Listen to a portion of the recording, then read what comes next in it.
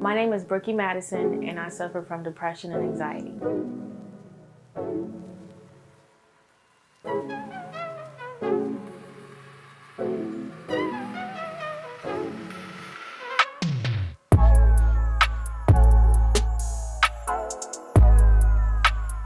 Looking back, I can say that I've probably been dealing with mental health issues for a good 12 years, like in junior high. I just know I was really sad and felt disconnected, and I was at that age where I was old enough to be home by myself. So, my mom would go out on the weekends, and so would my sister because she's 4 years older than me. But yeah, I just felt alone and sad. And, I had friends, but I also had lost a friend that year. And I just remember really just wanting to come home every weekend and just cry. Like I cry every weekend. And there's times where I would like fight and hold back tears just to wait for like my mom and my sister to leave the house because I didn't let them know like that I had something going on with me. I was feeling all these types of things, but at the same time, like my grades were perfect. Like I was very involved in school. I was in yearbook committee, student council, academic challenge. I played the chimes. I ran track. I was in everything, and I had like perfect grades. I just was so unhappy. Like there was so many things that I didn't like about myself, and I still don't like about myself. I didn't think anything was wrong with me that would warrant me needing to go to counseling. I just knew that I felt uncomfortable around people. I couldn't open up to people who were the closest to me, who've been friends with me for years. I couldn't talk about my feelings. I didn't feel comfortable. I didn't like to be out in public. I didn't trust anyone. I hid behind clothes for years. I bought my clothes 2 sizes too big just to make sure that, people didn't notice me.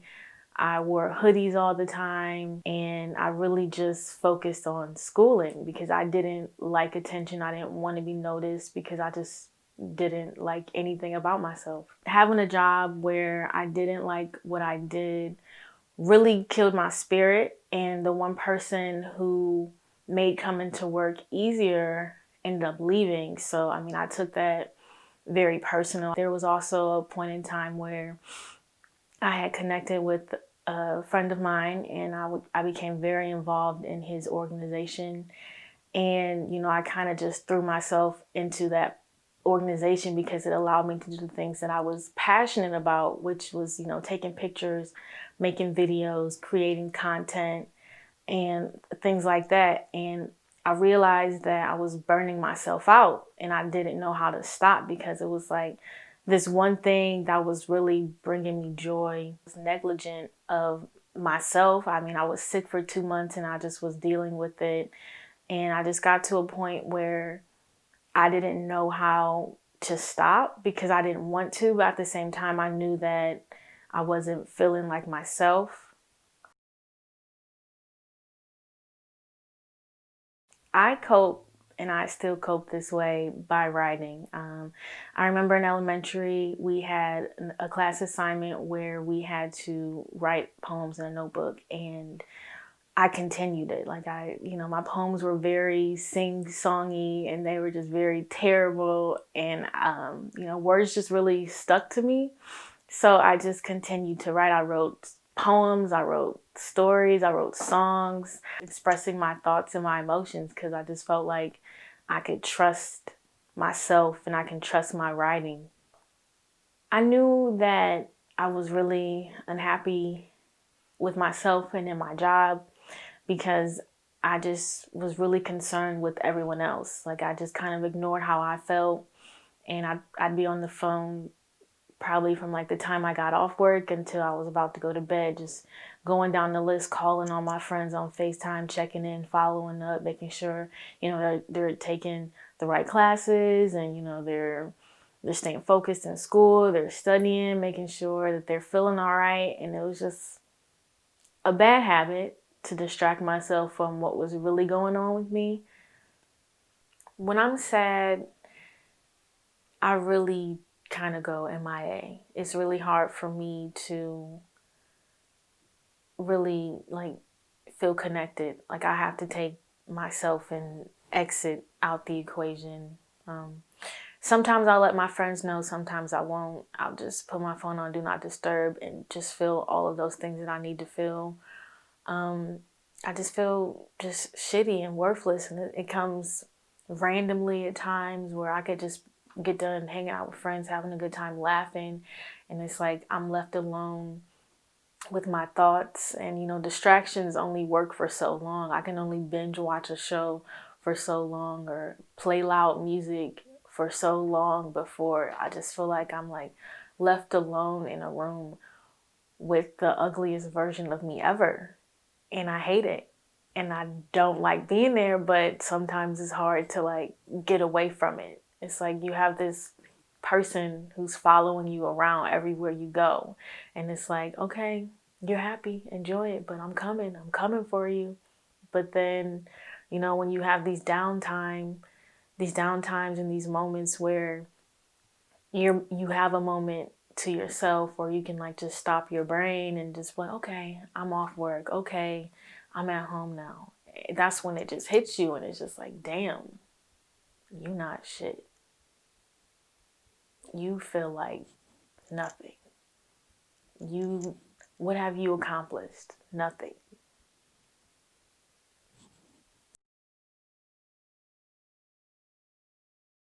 I was looking for my counselor. I literally just typed in on Google like counselors or psychologists near me, and I knew that I wanted someone who looked like me. I wanted someone who had a faith, because I knew that that was one of the things that I wanted to work on. I wanted to have a closer relationship with God, and I wanted a woman. So when I found someone who meet that those criteria and was not too far, I just called and set up an appointment and went from there.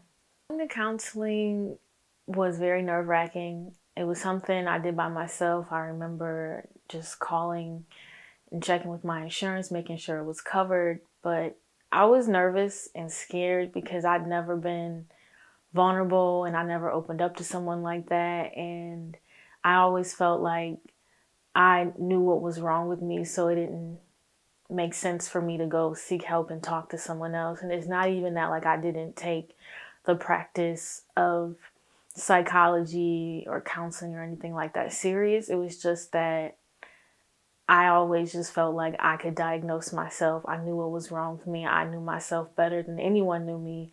So why would I go and get this service? I've always had to be the strong person, the responsible one, and it just felt foreign to come in, and I don't even know if I had like real expectations. I just know I was really scared and was fighting tears that day because I needed help and I didn't know how to get it. So going to counseling forced me to have to pay attention to myself more than I did before, and just having to be in tune with my emotions and realizing why I do the things I do or why I feel the way I feel. My family definitely was supportive of me deciding to go to counseling in the beginning. Once I brought it to their attention that I was dealing with some issues, they were supportive, they were checking in, they were calling me. And my friends were very supportive too. Like I told them that I needed some time to myself, and just so I could be more in tune with my emotions and my feelings. And they gave me that time. And, they checked on me. I mean, we constantly have moments where we talk about our feelings, whether we have to vent or we come in person. But I definitely do feel like I have been supported with me going to counseling and just my mental health for the most part. Can't say it's been like consistent, but I know that if I needed something, I can call on my friends and my family. My journey is still being traveled. I've gone to counseling and I've stopped. I've started again and I've stopped. I really think of myself as a work in progress. I want to get to a point where I feel like I'm enough for myself and I love myself, all of myself, things I cannot change. But I mean, there's times where I am negligent and not actively working on my mental health, but I'm always aware of what I need to be doing and should be doing. I am a creator. I'm actively looking for ways to tell stories and inspire and inform people, and I'm passionate about Black culture. I'm passionate about education. I love kids. If I could find a way to do those things, I'm doing it. So I mean, I'm a reporter right now, I'm a writer right now, but I'm always looking for how I can help someone else and inspire someone else. And I think representation is everything. So I'm doing these projects not for myself, but just for like other people who look like me, other people who may be going through the same things that I am, and especially for my nieces and my nephew, because they're always watching. I can't say that I really know how to make myself happy. That's something that I struggle with. I know temporary happiness. I know how to spend some money, run a check, buy clothes, treat myself well, have a nice meal, dinner. I like to go be around my nieces and nephew because they just laugh at everything. They're happy. They love me. They love on me. They allow me to love on them. But it's something that I want to be able to say that I can do for myself, because I don't want to be dependent on another person to make me happy. I would tell myself that nothing is wrong with you.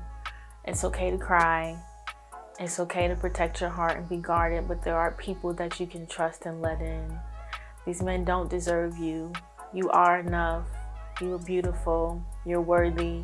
And you truly are a queen. And it is okay to go to counseling.